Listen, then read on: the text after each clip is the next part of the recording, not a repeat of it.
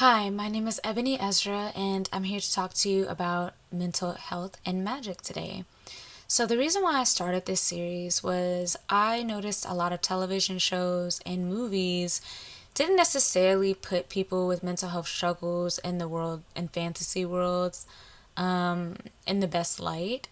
Oftentimes, people would go, I don't know if this is a trope you've ever seen, but you don't have depression, you have this magical ability, and this is why you're dealing with a blah blah blah. Which, as someone with bipolar disorder, sometimes I wake up and wish that there was someone who would just yank me up from my sleep and be like, "You ain't bipolar, bitch, you're magical."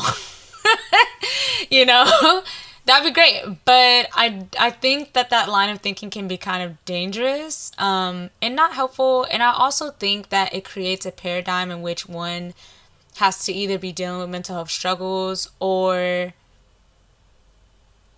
be in the world in a magical, mystical type of vibe. And as someone who is spiritual, I believe you can have both. You can have both, and I think there's ways in which you can, like, for example, I'm on medication, but I meditate, I pray when I can pray. I have my rituals, I got my books and all that jazz. And so I personally believe that there's room for both, there's space for both. And so each episode, I go around and essentially talk about a television show or a movie or short or whatever that focuses on mental health and magic. I also add in the perspective of numerology in there. So sometimes I'll also add in you know uh, explanations of oh, this is why this is this type of energy that's found in numerology, or astrology. Because why not? I love numerology. I study it. I give people readings, and so I figured I can also use that to study TV shows as well. So this TV show that we're going to be talking about today is called Juju miniseries. It follows the lives of three Caribbean women, or Caribbean women. I don't know. I said Caribbean. I'm sorry I said it like that. I'm so sorry, y'all. I'm so tired. This is after work. But it follows the lives of three Caribbean women, and they're coming of age. They are older, but I'm gonna call it coming of age because we have many life stages in which we come of age. I don't believe that coming of age is only for the teenagers. You can come of age in your 20s, you come of age in your 30s, 40s, 50s, 60s, 70s, 80s, 90s. Hell, the day before you die, you can have a coming of age moment. But I mean, I know originally what coming of age usually typically does follow teenagers, but for the sake of this, I'm going to call it coming of age. But yeah, so we're going to go over episodes 1 through 4. Episode 1.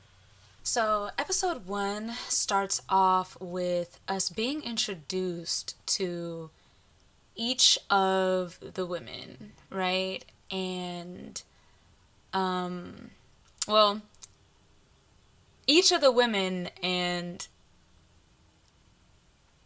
I'll call her an enchantress. She's not enchantress is not the right word for her, but for the sake of today, I'm going to call her an enchantress because this is episode 1. We don't know much about her. We just know that she's this mysterious woman, okay? So it starts off with, this woman saying, "Hey, do you know where to go? You know where I can find this place, And she gives her this very, kind of otherworldly answer, in my opinion. Which kind of had me like, ooh, what's she talking about? She's talking about fallen ancestors. What's she talking about, And then she enters the home, and there's that's where we get introduced to our main characters. And so we have our mean girl, our resident mean girl, Gigi. She's like, ugh. Her first reaction is, basically. We also are introduced to Yaya, who Yaya is kind of like, she's like the sweet one of the group. You know what I mean? She's definitely the sweet one. She immediately tries to solve the problem that is Gigi's meanness by, complimenting the woman and noting that she knows what type of crystal that she's wearing. We also quickly learn that Gigi is somewhat of a social media socialite or something, right? That she does some type of work on social media because, they're like, oh, this must be one of your followers. And the way that she treats her potential followers is kind of like, damn, girl, like, who hurt you? I'm attracted to mean girls, so I feel like a lot of people are. I'm not that attracted to them. I'm not that attracted to them. But she reminds me of Tony from Girlfriends. I don't know why, but she just does. In a way, she does. I don't know if that was purposeful. They probably weren't even thinking of Tony from Girlfriends, but she gives me that vibe, that mean girl vibe. And so yeah. So then, they also are annoyed. I will say, to their credit, they are annoyed because they think that their friend that we're later introduced to, Allie, they think that that she's home and it's supposed to be a birthday party for her. So, when they try to surprise her and find out it's somebody else, they're kind of like, oh, whatever. So we're immediately, we have this mysterious woman, this enchantress, who you'll see why I call her an enchantress later. I would call her a voodoo priestess because of certain things that she does.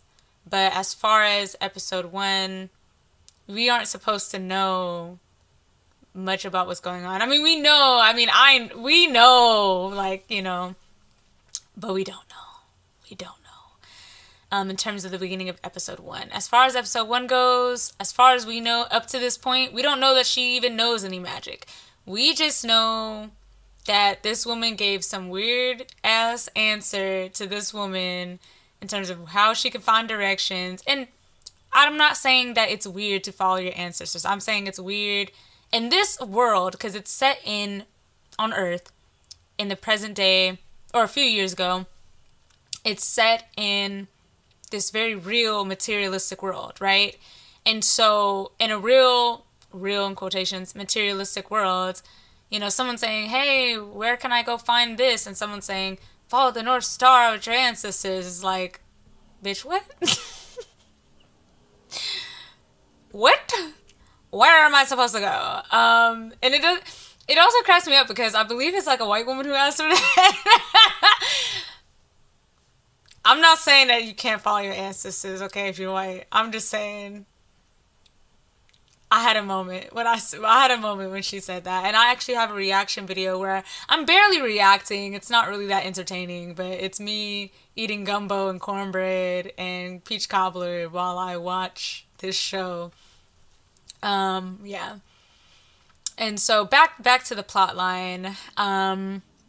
We then cut to this random this couple. We don't know what's going on. This couple is like walking around or whatever, and I'm not gonna go like play by play of the TV show because I don't want to give everything away. I want you to watch it too, but I'm just pointing out little things that like show character development, right, and show the world that they live in.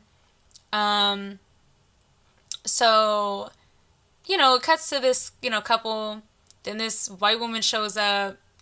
And I wonder if the race of this evil woman was purposeful. because,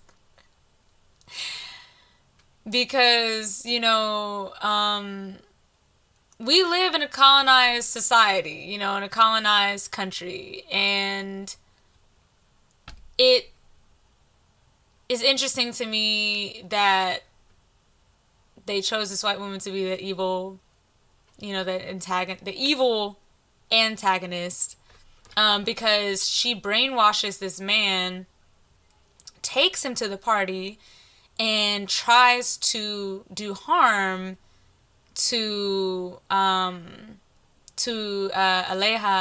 Ali, otherwise known as Ali, and the rest of the girls, on her birthday though. And it's like, damn, like, on her birthday? Ali's turning 28, by the way, and as someone who turned 28 this year, feels. We also learned that the mysterious woman in this episode is, a priestess, and she takes her job very seriously. She goes as far as, doing something, and I'm not going to give it away because I want you to watch the show. She does something that some people of some religions, some spaces might view as bad, as evil. However, in this case, it was a means to an end. And that end was protecting Aleja, protecting Gigi, protecting Yaya, Kim, and the rest of the people at that party, but especially the girls, especially the women that, that we're following in this show. And then the next day, the women, they wake up to this priestess telling them that they're magical. And Yaya of the group, the sweet one of the group, by the way, and we learn more of Yaya's sweetness. But Yaya was with the shits though. Yaya was ready to take this priestess out. She was not asking no questions. And then Yaya has a moment where, something magical happens. She starts, doing some stuff that's quite magical. She doesn't realize it, I don't think, at this point, but she reads Gigi's mind, and then she reads everyone's mind in the room, save for the priestess, who then, like, does some whole juju that's, like, throws all the women off, And so just to recap episode 1, we find out a bit about the girls. We also learn that Ali is a workaholic, and that she has a hard time believing in herself, and her friends, they express their wishes that she could believe in herself more, And so we kind of learn a bit about the friends. They're comfortable enough to, like, do things that some people would say is, like, beyond platonic. I mean, we don't know if it's a joke or not that Gigi makes, or if it's serious. Again, watch the show, because I don't want to give too much away. It's so hard. It's like, I want to tell you everything. I hope that despite me telling you things about the show, that you still watch the show, because it is quite interesting of a show. And it is really nice to see a show of Black women, practicing magic. And so, yeah. So just to recap episode 1, in terms of the mental health of magic, in terms of analyzing it from that perspective, we learned that Ali, her mental health is probably not in the best place, because she's frazzled. She's coming home late to her own birthday party. I don't think she knew she had a birthday party, but she's coming home late on the day of her birthday from work. And it's realized that she probably didn't even tell them that it was her birthday. And it's like, what kind of workspace are you working for if you can't even tell people it's your birthday, Unless, maybe you don't like your birthdays. But it doesn't seem like Ali doesn't like her birthday. It seems like, just based on what her friends are saying, that she doesn't necessarily work for the best place. So she might not have her mental health, all together. We learn that Gigi she got a soft spot somewhere. We know that mentally it's not all that it seems, right? Like, she has a mentally, like, she's got a hard outer shell, but there's got to be some sensitivity there. One, because she's managed to have these close friendships, so, I don't see how you can have a close friend and not be opening up and not be connected somehow. I mean, I'm only saying they're close because of certain things that kind of reveal their closeness. And Yaya, we don't really learn as much about Yaya besides the fact that she's really sweet and accommodating. But we do know that Yaya is, out of all the three, probably the most spiritual in terms of like her practice, because she's got the crystal, she's recognizing the crystals, like she's doing some type of work to recognize her spirituality.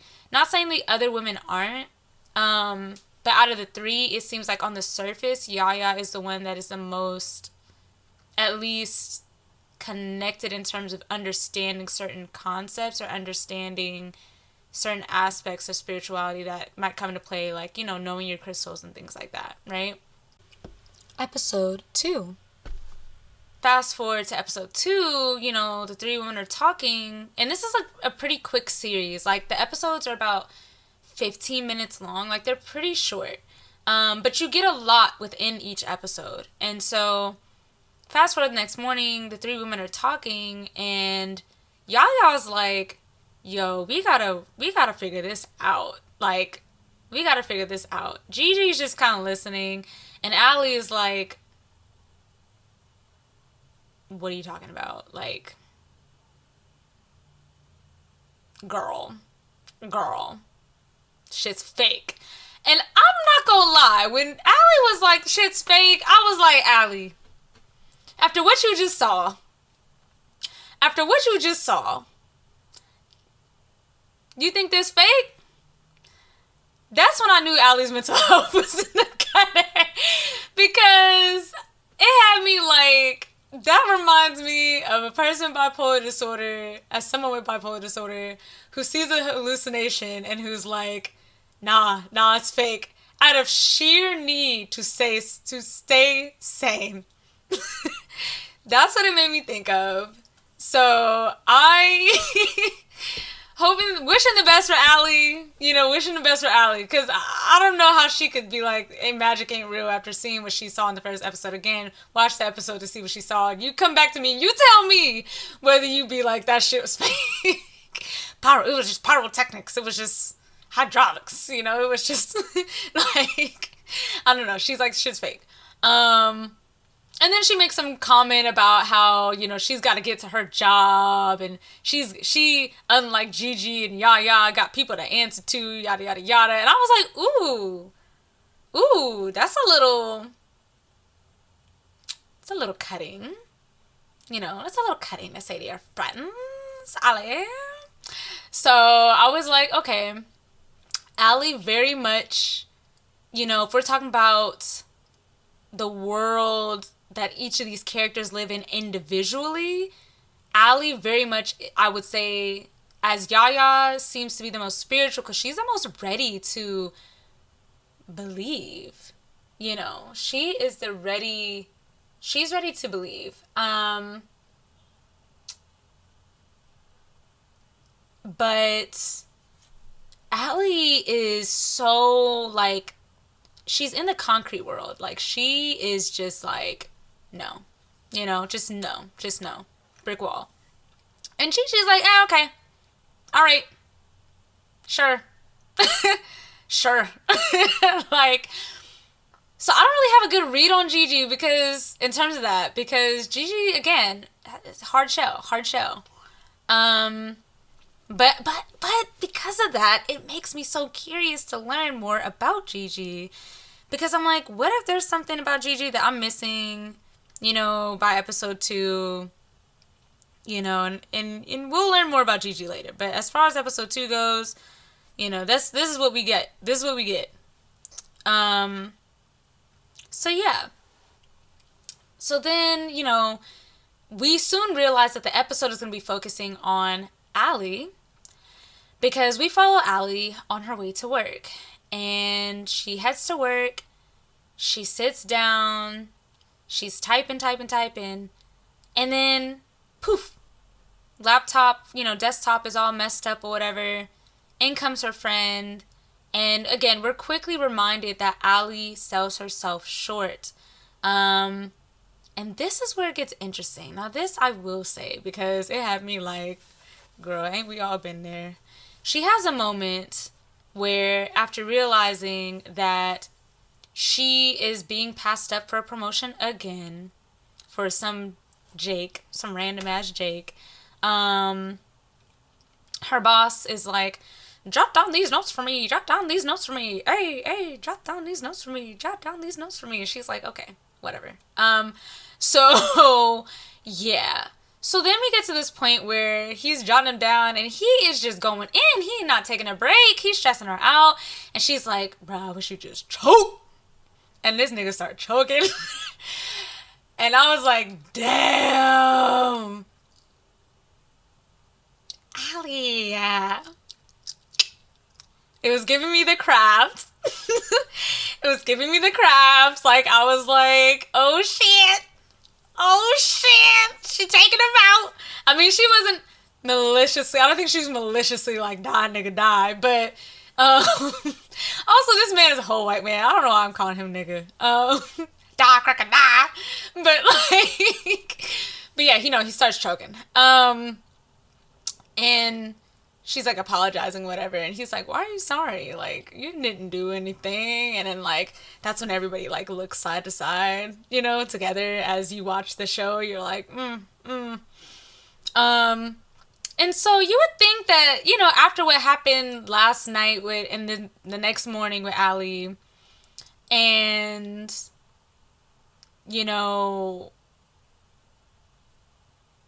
yeah, like you would think after that, and then after making her boss choke, she'd be like, something ain't right. Something is different about my life, okay? But no. She's like, hey, can I go home? She heads, she's heading home. She goes to the coffee shop. That's where we see evil white woman again, trying to poison Allie again. Like, she is just after you, girl. She don't want to see her win. And that's when we also run into the priestess again. And, Allie has a whole moment where she's testing out her powers. The priestess shows up, and then she tells the priestess, girl, I don't believe you. Girl, I don't trust you. And, okay, I will say to Allie's credit, she does say, we don't know you. We don't can know you. Okay? So I can see why Allie is in disbelief, because there is a random woman. That's a trope, okay? Because let's be real. It is a trope that, let's say YA novel, right? Main characters just living their life, whatever, yada, yada, yada. The mysterious person shows up, and they're like, guess what, bitch? You're a witch. Which bitch? Which bitch? Okay, which bitch? Hey, get it, Juju.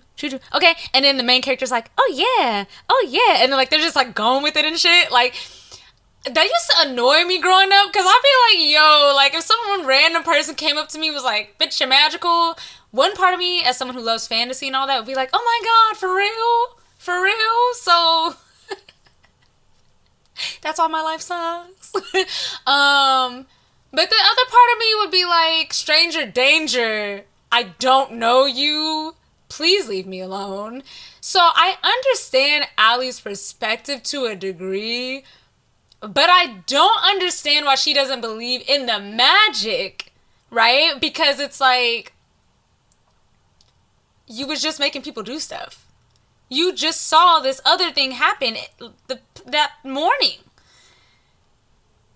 Either you magic or you're having hallucinations. Like, something is happening here. Like, that is where I'm like, as someone bipolar disorder, if that was happening to me, as spiritual as I am, I would probably, I guess I'm very different than Allie, right? I would probably, I'd probably talk to my doctor. I'd probably be like, can you up my dose of Abilify? Something's not right, Miss Dominguez. That's my... Okay. But that being said, the priestess backs off. She's like, all right. And then we learn just why Allie just might not you know, want to believe. You know, because I started thinking, does she not want to believe in the magic?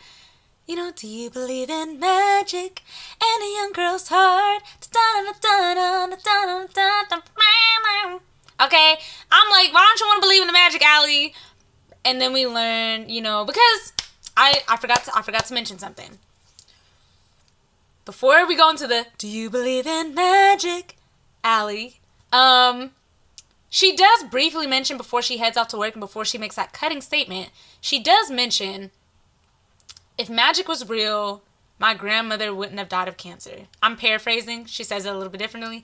But, you know, but even then, I was like, okay, but why don't you believe? Because you just saw a bunch of shit that just happened, right?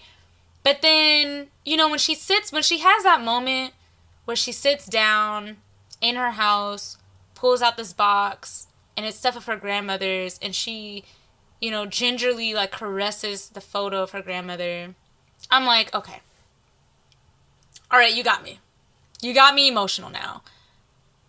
I can see why she doesn't want to believe in the magic. Because, to her point, if magic was real, why is her grandmother not alive? Now, I know that spiritual practices often have answers to stuff like that. Religions often have Religions often have answers to stuff like that, but when you're living in the world, you know, like, and it's dog eat dog, and you don't always feel like you have the time to believe in magic, you know what I mean? Like, and that wishful, you know, you don't want to fall into wishful thinking. And so, you know, Allie kind of has to wonder, like, why is my grandmother gone if this is real? I'm wondering, you know, I wonder if she's wondering, can I bring her back? You know, because as someone who's lost, you know, grandparents, you know, only one of my grandparents is still alive, there are times where I felt very angry too, you know, like, and felt like the world became much, much more real when, you know, like, the world becomes much, much real for some people when they lose a loved one. Like, suddenly, the concrete feels a little harder, the air feels a little harsher, and the weather is just a lot less friendly, and the world is just a lot less friendly, you know? And so, that's where we end episode 2. Episode 3. So here we are at episode 3. And we quickly realize that this episode is going to focus on Yaya. Now, Yaya doesn't have that much of a great day. It starts off with her trying to talk to Allie, and Allie kind of blows her off, and she tries to talk to Gigi. Gigi's just like, sure, whatever. You know, sure, whatever. She then gets bumped into, and she wonders if she's invisible. Now, I only am explaining the beginning of this episode because I feel like the beginning of this episode is very indicative of how the rest of her day is going to go, where she just feels like people don't respect her, don't care about her well-being. She arrives at the workplace that she works at. It's a plant shop, and it's pretty cool. It's pretty cool. I think it really captures the essence of Yaya. I think they did a really good job. On a random note, I think they did a really good job of, so far, showing each of the characters' personality and their connection to the world through their work that they do.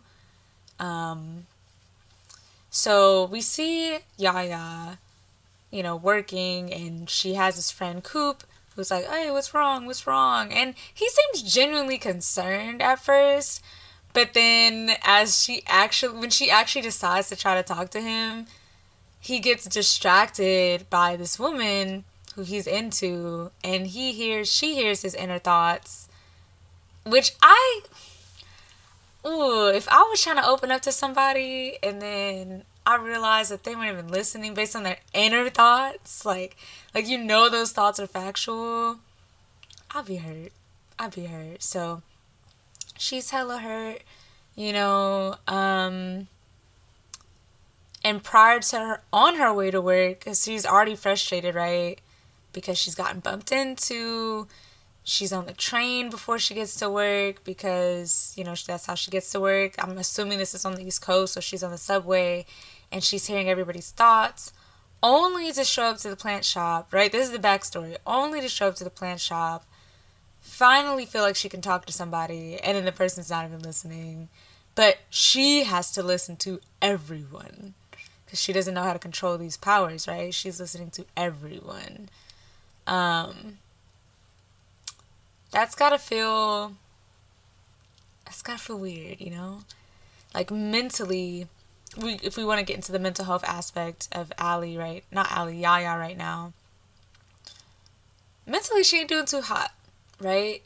So we see Allie in the last episode struggling with, you know, the death of her grandmother and this being confronted with the potential magicalness of the world in a world that's very concrete to her now that her grandmother has died. Then we have Yaya, who's a lot more spiritual. She's a lot more ready to believe in the magic, but she doesn't feel appreciated. She doesn't feel seen. She's having to know so much of the world, and yet the world doesn't regard her. As a black woman, you know, I'm sure that layer is probably there as well. We see that with Aleha, with Allie, but we don't. With Yaya, everybody in the space is black. But, and I don't know how this works on the East Coast because I've never been to like the Northeast Coast, but I just wonder what the dynamic is like if it's a genderized issue that Yaya's dealing with, or if it's just a person-to-person issue of like, maybe because of how her personality is set up, people often don't think that she needs to be regarded. Like, oh, Yaya's fine. You know, and it's like, no, Yaya's not fine. Yaya is stressed the fuck out. Yaya, I feel like she, you know, it doesn't seem like she thinks that she's going crazy necessarily, but she knows that something ain't right in terms of like, obviously she's got to find a way to cope. And so she uses meditation, a guided meditation, to cope. And I like that they put this in the show because even if you're not Yaya who can read people's thoughts, you might feel like sometimes the world is just caving in on you. And so meditation is a great way to, you know, be present in yourself, in your body, in the moment, and, you know, peace out. I use meditation. I don't meditate as often as I would like, but it has helped me. For people that struggle with self-guided meditations, I would recommend, on a random note, I would recommend guided meditations on YouTube, which is what I believe Yaya uses actually in the episode. She goes to YouTube and uses like a guided meditation video to focus. So I thought that was interesting. But back to the store. At the end of the day, you know, Yaya's friend Coop and his crush, who also works there, they head out of the store. Only for Kim. So Kim, we're introduced to in episode 1. I'm not going to explain what happens to Kim because I don't want to give away something that I said I wasn't going to give away earlier. But just know that Kim is the friend of the 3 women. And she also encounters the priestess, the enchantress. And, you know, she mentions something about the priestess that kind of throws Yaya off. but to the point where she actually responds to her, and this is her inner thoughts that she thinks of the priestess in. So she's like, wait, did I say that out loud, And Yaya's like, yeah, girl. She played that off smooth. She's lucky that Kim was in the state that she's in. And so we also quickly learned that Yaya provides like remedies to people, because she provides her primrose oil and a couple other things to help with Kim's state.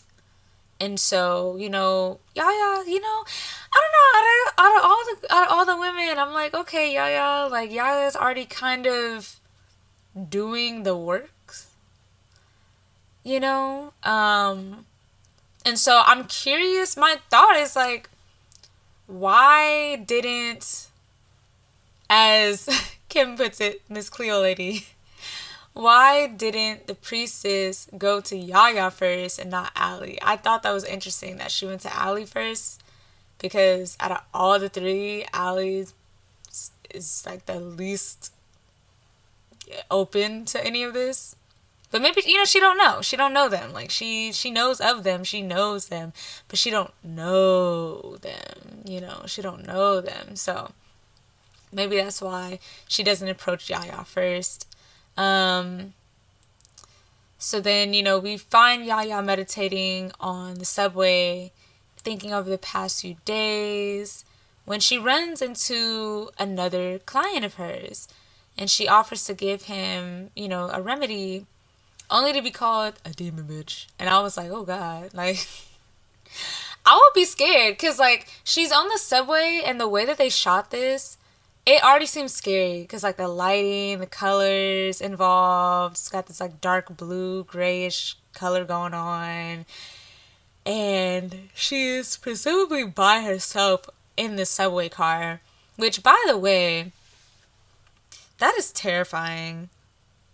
That is terrifying, to be on a subway car by yourself in the dark. I don't know. Maybe I've seen too many horror movies where just bad shit happens on the subway when you're on the subway car by yourself in the dark. And so, he starts acting weird with her, and she's like responding to him like, what are you talking about? She grabs him, and then she hears his inner thoughts, and he's like, run, okay? So she obviously gets off, has to walk hella far to get home, and then runs into the priestess, only for the priestess to start asking her for favors. Now, if someone was asking me for favors after a long ass day, I'd be like, fuck oh. Which, obviously choose compassion, like, choose to be understanding is what I try to tell myself these days, because, people still need help, and if they're coming to you, there's a reason for that. And it's not always because they don't like you or respect you or whatever. Sometimes people just really need help. But that being said, this woman don't know her. So just imagine someone like that don't know you, but has been, like, popping up in your life trying to tell you that you're a witch, telling you, hey, I need you to do this, I need you to do that. Like, she's like, excuse me. That's when we also learned that Yaya's full name is Ayana Dixon, which I think is pretty name. Aleha is too, and it just made me curious, like, ooh, what's Gigi's government name? Because when she started calling them by their government name, each time they're like, how the hell do you know my name? So she agrees with the priestess to gather the women the next night. The priestess is like, yo, you really need to get your girl Gigi, because she about to ball it out. Like, she about to do something that she ain't supposed to be doing, okay?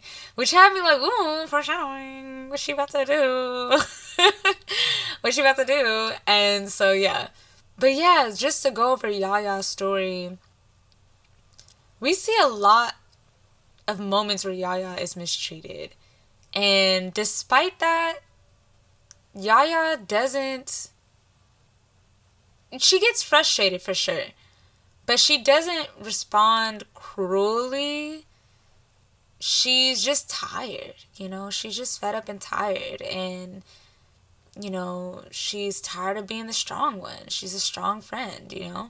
So I'm really curious in future episodes how they're going to, we're going to go over this, how they're going to develop that. And like, is she going to transform? Are we going to see some balancing out of power dynamics? Are we going to see Yaya get her break that she needs? Will she be able to control her powers of reading minds?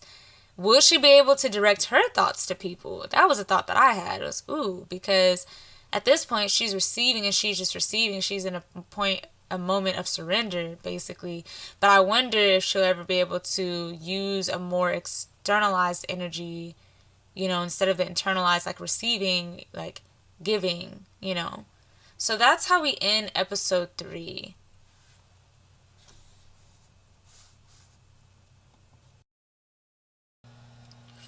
Episode 4.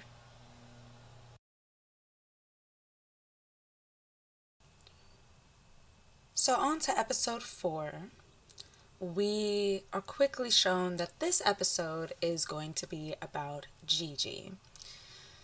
Gigi wakes up to Kyle telling her she doesn't need to hide her hoes when she quickly tries to text what she calls Lawyer Babe, who she calls Lawyer Babe, who seems really sweet from the text. Like, he seems like a sweet guy.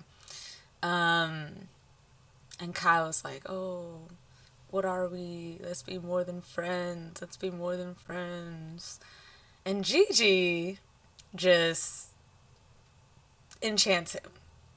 Like, no hesitation, no confusion on her part on what to do. She just does it.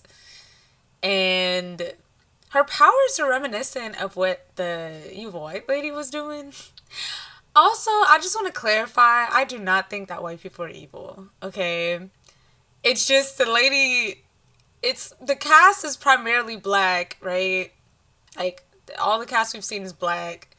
And then we have this, like, one person that's evil, and she white, so...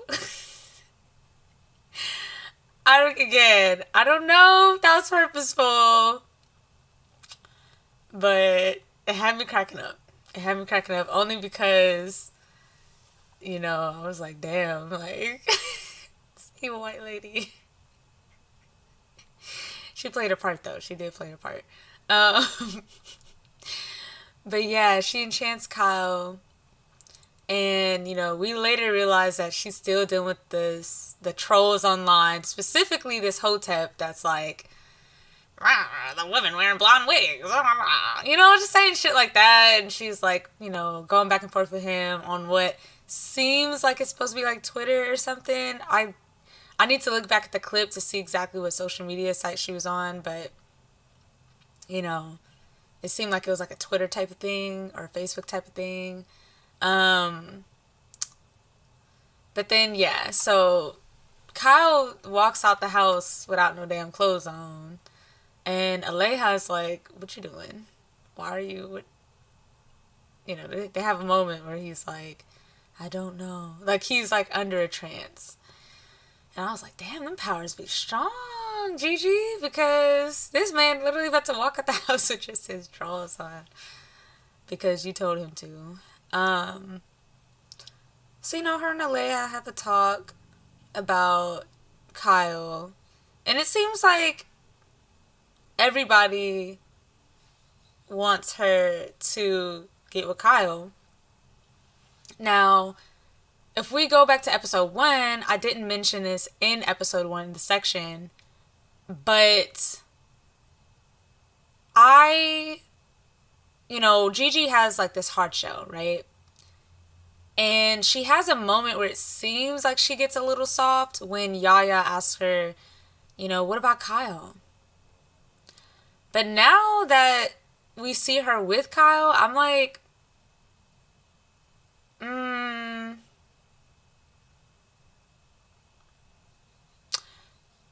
maybe he's not her soft spot. I don't know. Like, I thought that he would be her soft spot. Maybe he is, and we'll see more of it. But as far as we know now, Kyle is just one of her hoes. um, her and Aleha also talk about magic, and Aleha's like, she's like, I don't believe in that shit. I'm like, girl, after everything you're saying, and then I get back to the grandmother scene, you know. But yeah, Gigi's like, I believe in it. I believe in it. I'm down for it. Like, you know, we quickly learned that Gigi also is kind of down for it. I just think the way that she responds to it is different than the way that Yaya responded to it. Like, I think Yaga's like, we gotta figure this out. We gotta figure this out. Gigi's like, I already figured this out. I already know how to use it. I'm good. Which is fascinating to me because it makes me wonder more about Gigi's character. Because Gigi's the last one of the three to get her storyline. So yeah, so she breaks the fourth wall, which is another thing I thought was interesting. Out of all the characters so far, I think she's the only one to break the fourth wall. And so she's like, the baddest witch, you know? And I was like, okay, okay. And she almost enchants the viewer because the way that they kind of showed like the camera moving and the music that's playing and the fact that it gets all blurry, it almost feels like they are saying like, oh, she's enchanting you now. So she gets ready for this party. You know, she's getting ready.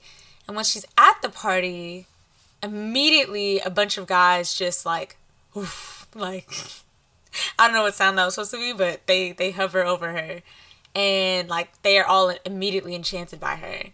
And so I'm thinking, oh, girl. Are you using your powers to get the men's? Which, you know, there's I can see why the priestess is worried because there are bad things that can happen when you put people under love like spells. You know what I'm saying? I don't know if that's what she's doing, you know, but this could go terribly wrong because the men are obsessed with her, and, you know, obsession can go left because obsession can go left real quick. And it also was just giving me the Craft vibes because it was just like, it reminded me of a scene in The Craft where, you know, a man gets enchanted in a similar way and things go left, you know. But anyway, at this party, she runs into Lawyer Bay, and she also enchants Lawyer Bay, and then like, all these men, she's taking their drinks, chilling and everything, and then, you know, she has a run-in with the Hotep dude. Hotep dude is not enchanted by her, so I was like, oh, well, Hotep dude might know some magic himself. Hotep dude might be on to something, you know? And she breaks the fourth wall again as well, too, at the party. Which I find, like, because we'll get more into it after I go over each episode, but I think it's very important to note that she breaks the fourth wall multiple times and what her powers can do. So yeah, as she confronts Hotep guy, he's telling her, like, you a bad wench, you are this, you are that. And I'm like, what is he talking about? Because, mind you, dating a white person does not make you a bed wench inherently, okay? And also, I wouldn't be calling people a bed wench, period. Like, even if someone was dating a white person, even if they had internalized, you know, internalized, you know, anti-blackness in them, even if they did a bunch of that was like, okay, that's problematic, to call someone a bedwench, honestly, is like, in my opinion, worse than calling them a coon. Because calling somebody a bedwench is like, it's, well, I don't want to say it's worse, but I feel like coon, bedwench, like, those words are very, there's this FD signifier video that talks about this, and I think that they, and the people that they had on with them to talk about it, they all kind of explain in their own way really well why it. I mean, there was one guy where I was like, okay, but but other than that, I think they explained really well why coon is just such a. That's a word that you reserve for somebody that you really just don't have any respect for. And I think bedwench to me for black femmes is like the worst thing that you can call black femme, like in my opinion, like a bedwench, because it's just like you're basically saying that you are so degraded that like you just don't like value as a person. That's how I read that term. Now I know that some people can mean it in the way that they mean coon, where someone's acting in an anti-black way, but it's got this layer of sexuality to it, where you're basically saying that essentially, it's very, I don't want to say it's anti-sex positive, because it's not, it's, if you know what bedwench means, okay, I think you understand, but for those that don't know what bedwench means, bedwench is basically saying you lay down for massa at night. Okay? You lay down at massa at night. It is, you'd be better off calling someone a sellout. I think sellout would be a better way of calling someone who like does something that I don't know. Ooh, it was just hard. It was hard to hear that. Not for me, but it was hard because it was like you could tell that Gigi was like hurt. And, Wiktionary.org says it's someone that dates, white people often accused of seeking privileges. But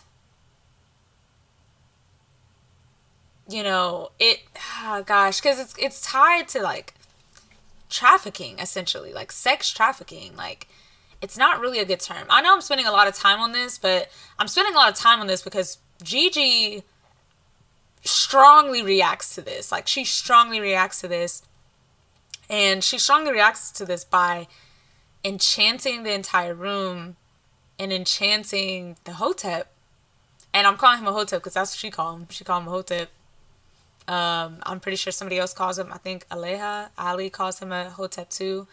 But yeah, so, and Gigi's at this party by herself. She's, for context, she's not here with Aleha, she's not here with Yaya, Kim, none of them. But she does have a friend that she meets there earlier. We don't know how close she and this friend are, but essentially, she enchants the hotep, she enchants the room, and she tells the hotep to do some things that are also up there. I don't want to spoil it, but are also up there in terms of things that people could say. You don't say that to somebody. You just don't say that to somebody, let alone command someone to act out in certain ways. It was intense. This episode, it went from party centric, and kind of ethereal and like, I don't know. It went from that to like very intense real fast. And then, we see the priestess come in, and the priestess, she does her little snap thing where the room, kind of stops being enchanted, and she drags out Gigi, and she's like, Gigi, what the hell? Like, you're not mortal. Alcohol is not good for you. Like, and she's, not good for a witch. Not just not good for her, but not good for a witch, which, I think is important to know. I wonder how much alcohol is going to play a part in Gigi's transformation. Like, is she going to continue to drink? Is she going to, take the warning that was given to her? Is she going to, go go straight edge, not drink at all or nothing like that. I'm curious. I'm also curious because Gigi so far has had a hard shell. But this hotep really got to her. And it has been noted in previous episodes that Gigi, to some degree, might seem to care about what these people online think. Even though she has this I don't give a fuck attitude. So I wasn't surprised that she clapped back to the guy, because she clapped back at somebody in the first episode. But I was surprised at how far she went. Because it was like, damn, like, maybe Gigi doesn't have as hard of a shell as we think, and this hard shell is just persona to protect herself. After the priestess leaves, she later runs into this guy Jules, gives her water. For a second, I was scared because I was like, oh my god, like, what if he got enchanted by the evil white lady and, she about to get taken out or something, kidnapped or whatever. But it doesn't seem like that's the case. But something about him feels a little off, because when she enchanted everybody in the room, he was looking around.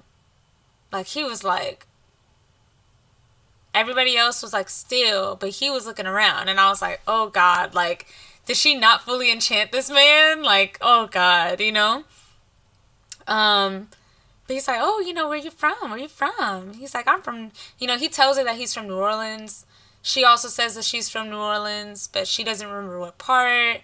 So I'm guessing she was born there, but was raised in Miami. Oh, and that's when we also learned that her full name is Angelique, which is like so pretty. They all have such pretty names. It's like, the numerologist in me is like, oh my god. I can't wait to go live, well, right now, after I finish this episode recap, and do the math on their names. Though I don't know Angelique's or / Gigi's last name, so, but we're still gonna calculate her name. But essentially, yeah, so then Kyle comes up. I kind of recapped the entire episode for this one because I was just like so shocked by what happened. But yeah, so Kyle picks her up and he's staring this dude down, like they having a nigga stare down, like, who the baddest nigga in the room? Okay, like they just stare each other down, and I was like, oh god, like what's about to happen? What's about to pop off? But nothing pops off. He just drives Gigi off, which also, okay, Gigi, I'm not saying you gotta date this man, because you don't owe him a partner.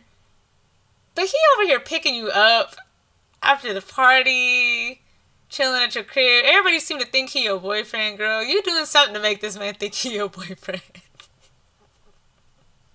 And I don't know how cool that is. I have a weird thing about people kind of leading people on like that. But then again, she's not leading him on. She is telling him, we're just gonna be friends.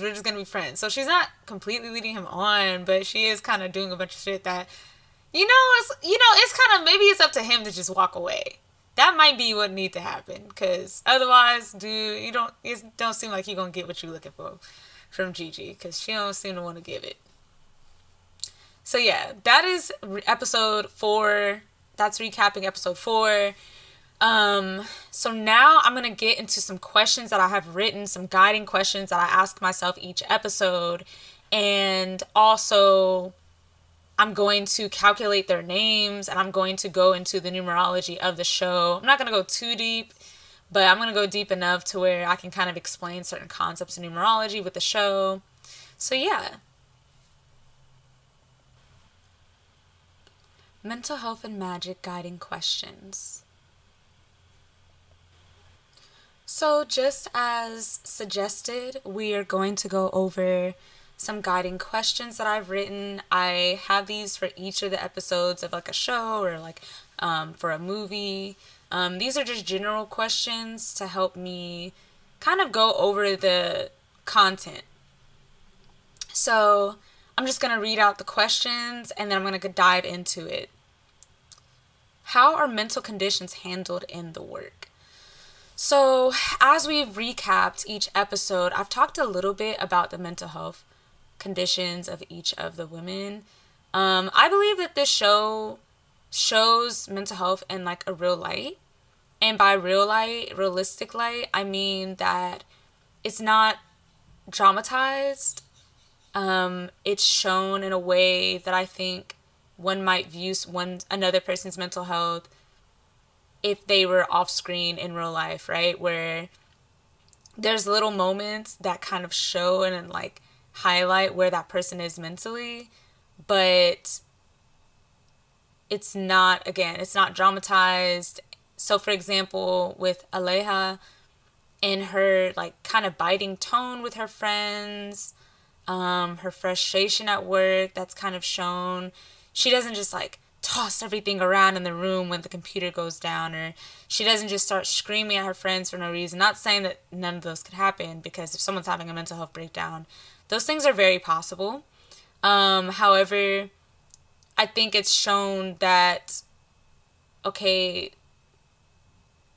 this is a resilient person who also probably bottles things up inside. And so realistically, she probably isn't going to be, very, open or externalizing her emotions.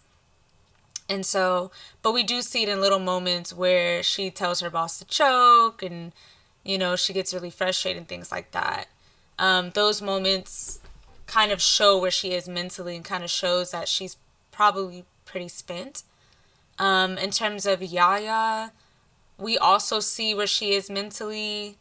I think the show also treats these things as real issues when we see Yaya decide to meditate, because the fact that they're providing a solution to an issue shows that they believe that it is an issue, and that this isn't just characters dealing with an obstacle like in a very generic way, but like, no, this is like a real issue.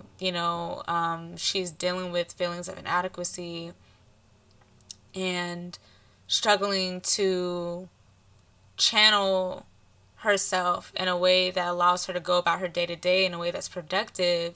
So here's a solution. And then Gigi, we don't necessarily see a solution with Gigi. Well, besides don't drink alcohol, which also, for those that don't know, alcohol is a downer, meaning that like it's a depressant. It can cause feelings of depression, and kind of lower one's mood. So that's like one of the first things I had to learn when I got diagnosed with bipolar disorder, was that my alcohol consumption had to be very. It's advised that you don't drink at all if you have bipolar disorder, but little to no alcohol basically. And so, and they're very explicit, even though it's implied that these characters have mental health conditions. I'm not saying that they have like a mental health condition, like, oh, Gigi has this condition and Yaya has this condition. By mental health condition, I mean like they're having mental health issues, like they're going through stuff, and everybody goes through stuff. So I think that's why, even though it's implied, it's still quite obvious that they're dealing with stuff. Like if they were to have a mental health condition, that would be implied, but the fact that they have mental health issues in general, that is explicit. The characters that the society that the characters live in, it seems like, we don't really get to see many moments of people talking about neurodiversity. So I really won't go that far of saying like, oh yeah, like they treat neurodiversity as like this, like as a good thing, or a bad thing, because we just don't know. But we do see the priestess say that, she needs to take, Gigi specifically needs to take care of her body. And so there seems to be, again, some acknowledgement on the real world and the magical world that mental health or like physical health is important to keep up. The characters, the way they interact with each other when it comes to their mental health, I think is also realistic because there's not, again, a dramatized moment where they're like, what's going on?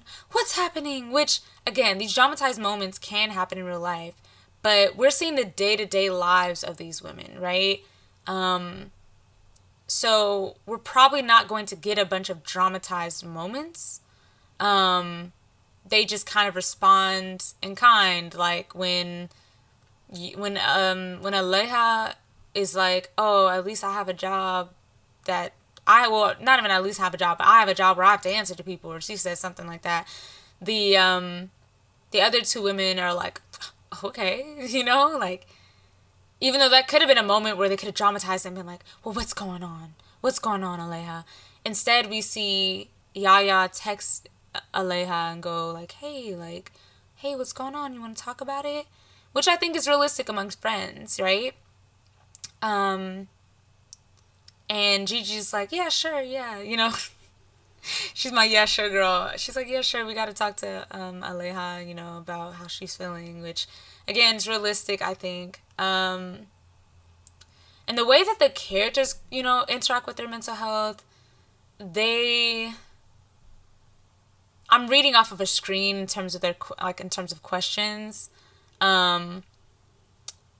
They each kind of deal with it differently, because Aleja's kind of like, I'm gonna work it away. Cue that Solange song. I try to work it away. I don't think she actually says that. I can't remember the lyrics of that song, even though I love that song. But it made me think of that song, which, if they were able to use that song up in that for Aleja. I know each of the characters, by the way, have their own playlist. That song should have been for Aleja, because yeah. But just replace everything that Solange says with work. Yaya, I think, handles it the most healthily, because she doesn't project onto other people, though she does get frustrated with the priestess, which is human and I think allowable. It's okay to be upset with people, especially if those people are asking you for things and not really asking you how you're feeling. I think that is I really sympathize with Yaya on that, because that sucks. I think anybody could look at that and be like, yeah, that's not cool. But she meditates. She tries her best to work it out, Gigi, I think, out of all the three of them, kind of handles it the least healthiest. Only because, not saying that being a workaholic is healthy either, but from personal experience, like drowning yourself in alcohol and sex and all of that, is like, again, I think Cranes in the Sky, that's the song, Cranes in the Sky by Solange, could also apply to Gigi too. But I think that Gigi hasn't had her Cranes in the Sky moments. I think Allie is more likely to have her Cranes in the Sky moment than Gigi. I don't know. Just because Gigi's got that hard shell. So yeah, and the factors that come into play when it comes to how mental health conditions are treated, there aren't too many shifts. We don't see any drastic shifts. They're not taken to another world where people treat mental health conditions in a completely different way. Even though there's magic, they're still in the physical material, world that we know of. So there hasn't been too many shifts. And so question 2, or how are powers and abilities handled in the work? So I've kind of gone over this a little bit again, but basically the powers are explicit. They're very explicit, which I think needed to happen for the work to make sense, because otherwise it probably wouldn't have translated well. In this society, obviously, it's placed in the world that we live in, right now. And so, as far as most people are concerned, powers and abilities don't exist. The priestess notes to Gigi, Angelique, that she can't show her powers in front of mortals. And so I guess you could say that it's been talked about before, right? Whether they should show their powers or not. They've probably had issues with people showing their powers before. This is assuming that there's other people who've had powers, right? For them to be able to even discuss that they shouldn't be doing this. And so, as far as we know, mortals are oblivious. We are oblivious to these powers. But we can see these powers potentially because the priestess says, don't show your powers. So, you know.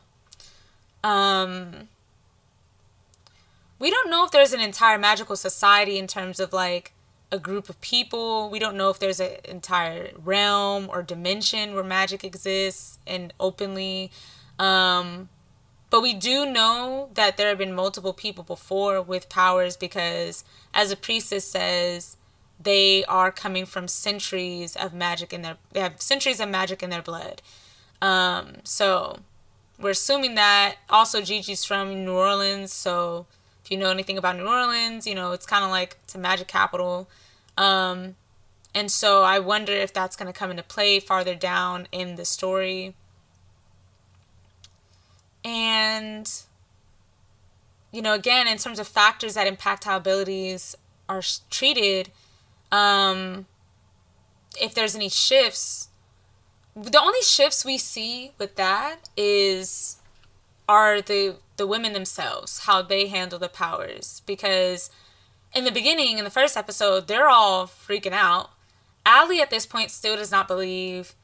Gigi's like, I'm with it. Let me do whatever I want. And Yaya's like, I'm just trying to find some peace of mind. So that's where we see the shifts because Yaya at first is very open. I don't know if Yaya's open at this point because she's tired. So Gigi at this point seems to be the most open to it. But she's also using it in a way that's not necessarily the most healthy. Are the powers abilities constant, sporadic, or non-existent on screen? So, I would say they're sporadic because it's not like they're constantly using their powers. They're using them at different little moments, but they are existing on the screen. And then, what is the relationship between mental health conditions and magic abilities / abilities in the work? So I would say that they are quite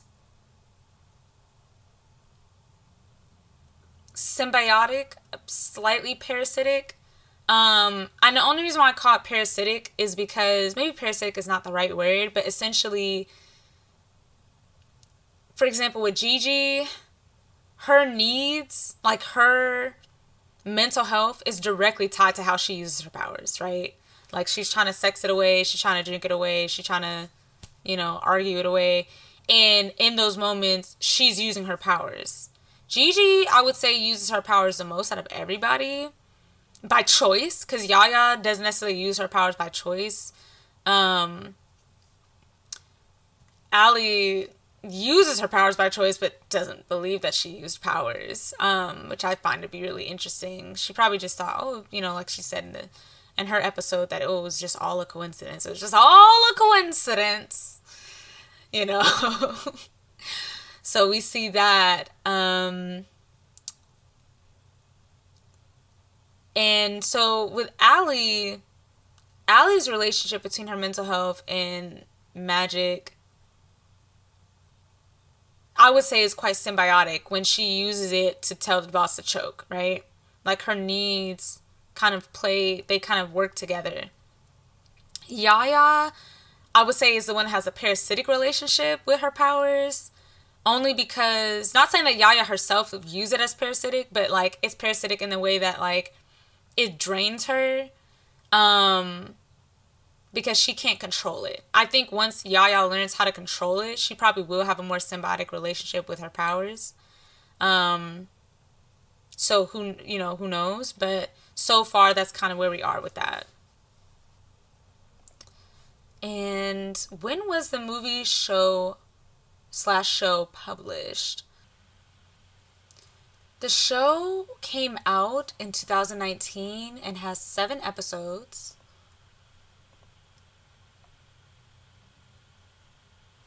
And then there were a couple episodes also made in 2020. So episodes 5 through 7 were made in 2020 according to the IMDb. I keep calling IMDb instead of IMDb. Um, so yeah, it came out before Brujas, which I find to be interesting. I always wish that it became a larger series because I really enjoyed it. And the colors are just amazing, which we can go into too. The numerology.